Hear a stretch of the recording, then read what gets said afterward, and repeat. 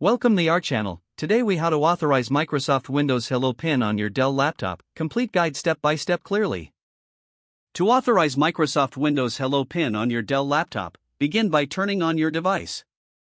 Once the desktop appears, locate the Start menu at the bottom left corner of your screen. Click on the Start menu to open it. From the menu, select Settings, represented by a gear icon. In the Settings window, click on Accounts.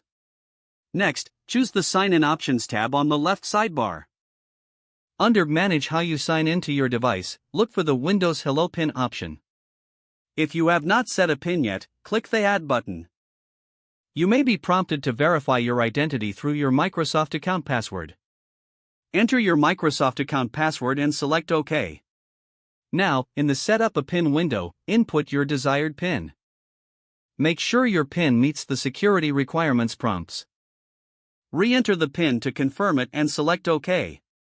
Your Windows Hello PIN is now set up.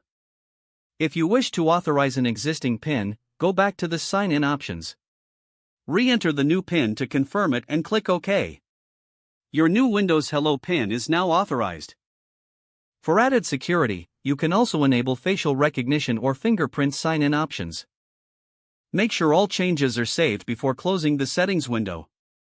Restart your laptop to ensure the changes take effect. You have successfully authorized Microsoft Windows Hello PIN on your Dell laptop. If the page does not load, refresh the browser or try again in a private or incognito window. Make sure you are using the correct email address, then retype it carefully to avoid small typos. If your password is not accepted, use the Reset option and create a new strong password you can remember. Check your spam folder for verification or security emails, then complete any requested confirmation steps. Enable two-factor authentication if available to improve account security and reduce unauthorized access risk. After signing in, review your profile details so your contact information and settings are accurate and current. If you see an error message, note it down and try again after restarting your device and internet connection. Log out when you finish, especially on shared devices, to keep your account and payment information secure.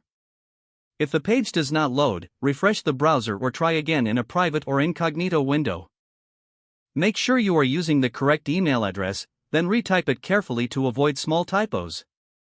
If your password is not accepted, use the Reset option and create a new strong password you can remember. Don't forget to like this video and subscribe to our channel for more step-by-step tech guides.